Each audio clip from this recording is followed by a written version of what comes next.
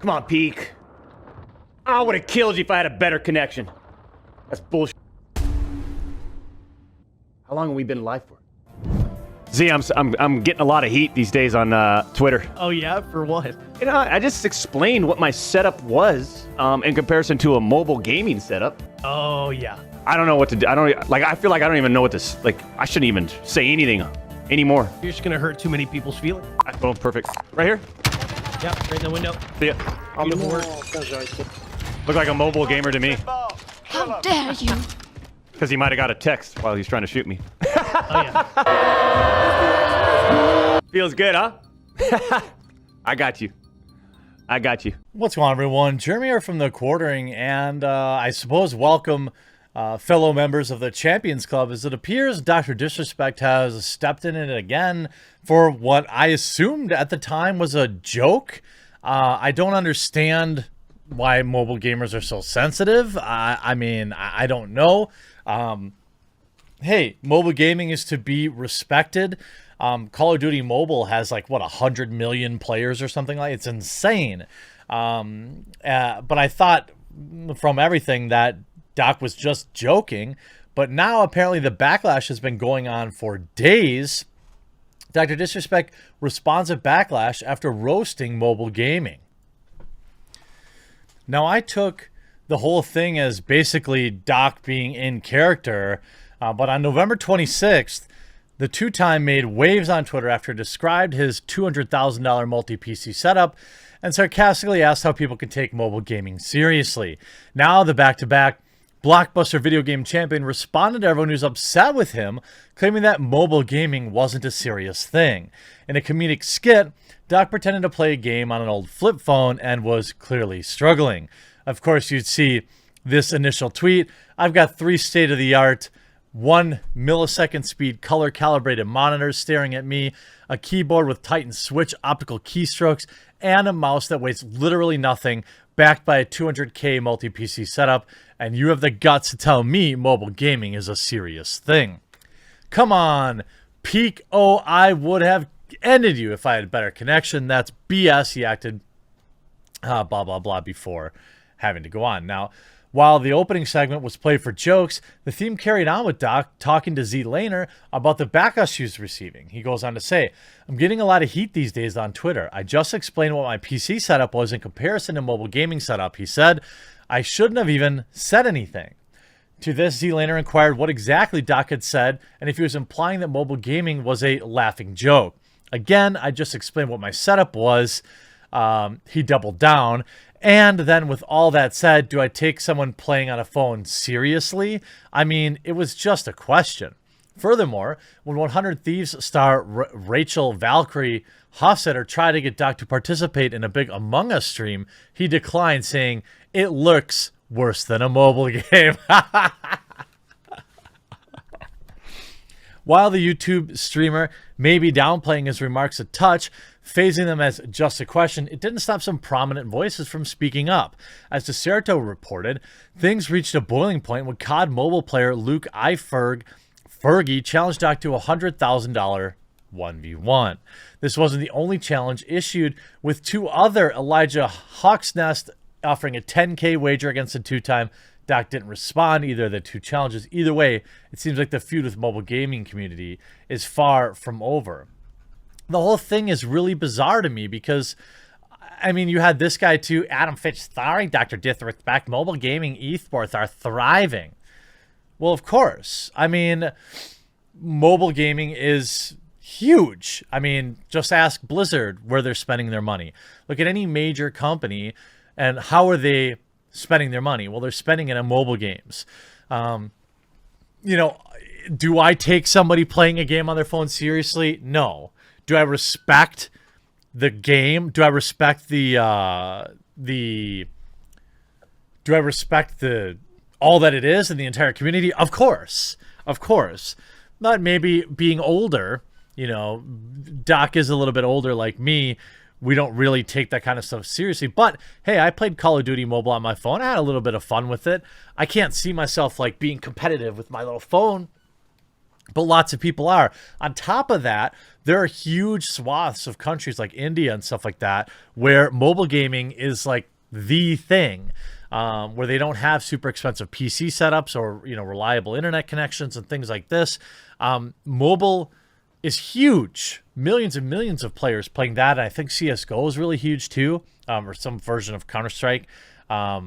So you're talking about, of course, infrastructure matters. A great example of the realm of esports is a Clash Royale, one of the more popular games from Finnish developer Supercell. The real-time strategy game has an official team-based league from the company themselves with top-tier gameplay spanning 9 weeks and culminating in a year-ending world championship. Recently incorporating the Middle East and North Africa into the European arm of the competition, it said the ESL hosted over 500. Oh, it's PUBG Mobile. That's what I was thinking of. PUBG Mobile, not CSGO. 500,000 players in an inaugural season alone. The second season involves PUBG Mobile, Auto Chess, Asphalt 9 Legends, Clash of Clans, and we'll be expecting even more success with the widening of that player base. Look, there are games that are so massive that we've probably never even heard of, many of us, right? I did, obviously, okay. I know Raid's a bit of a meme, but you're talking about a game that has over 10 million players. You can look at the Clash of Clans games, the Viking games. These all have like 10, 20 million downloads. What do you think these people are doing? I mean, they're just as big as like the amount of people that will play Cyberpunk, which is both sad but also respectful. Or mind-blowing. And to me, I don't think Doc meant anything personal by it, but it seems like the pushback is getting a bit of it's getting a little bit of getting to him a little bit. Ryan Wyatt, the head of YouTube Gaming, posted a thread on Twitter on November 26th, backed up by the sheer popularity of Free Fire on the platform. In 2019, it was YouTube's 4th most viewed game, and proving to have some longevity considering its monthly viewership peaked in October of 2020. That's another mobile game. While this level of success isn't replicated across all regions yet, that's how esports typically work. Call of Duty and Counter-Strike are mainly popular among those in North America and Europe, for example, which is reflected in the demographic and top-level players and viewership alike. The same applies to mobile, but it's not just an excuse. Mobile games are generally more accessible than high-end computers or new generation gaming console. There's much more higher ceiling on participation in mobile esports by default. While viewership rivaling and sometimes often besting that from console and PC esports alike, it's sheer ignorance to state that mobile gaming isn't already a major player in the industry. But again, I don't think Doc was these people are like, he's just being Doc. He's memeing, and these people got extraordinarily butthurt by it. Like, yeah, he doesn't think mobile gaming, he doesn't take mobile gaming seriously. That's fine. But, it's legit. It definitely is legit. But, look, I'm biased. I'm here in America, the land of super huge mega gaming rigs with RGB and all this microsecond maximizing and high-end mice and things like that. And it's just, for me, doesn't really mobile, but I understand that the global market is gigantic. Moving to some other Doc-related news, Doc has now leaked or put out a rumor that Cyberpunk 2077 is actually releasing on December 9th between 6 and 7 Eastern, a day earlier than expected. That seems weird to me because all the people that ordered physical copies, air quotes, right, because they have all they have is like a digital download code in them.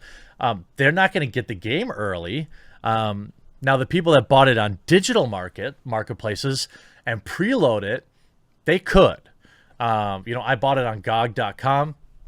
Actually, let me know in the comment section down below how or if I can even preload it there. I'm not sure. I've seen them offer instructions if you bought it on a PS5 or a PlayStation or an Xbox, but I haven't seen anything about PC. So check out this clip.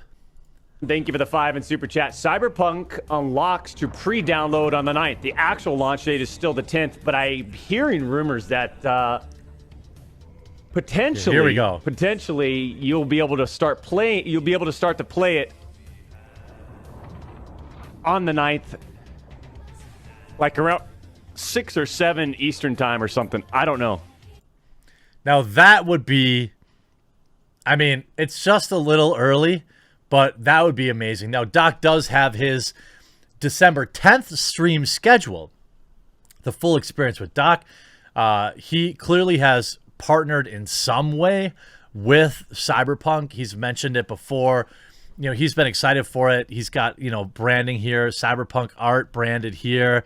It'll be interesting to see if it does drop early. That could be a nice big, it's a nice thing. Like, we're talking a few hours, but boy, it just, you know, in the grand scheme of things, is it a big deal? No. But would it feel great? Yeah, it kind of would. I hope you enjoyed this video. Let me know what you think. Think the game's going to drop early?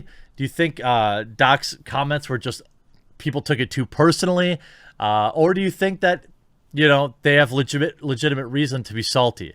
I hope you enjoyed this video. We'll talk to you again real soon.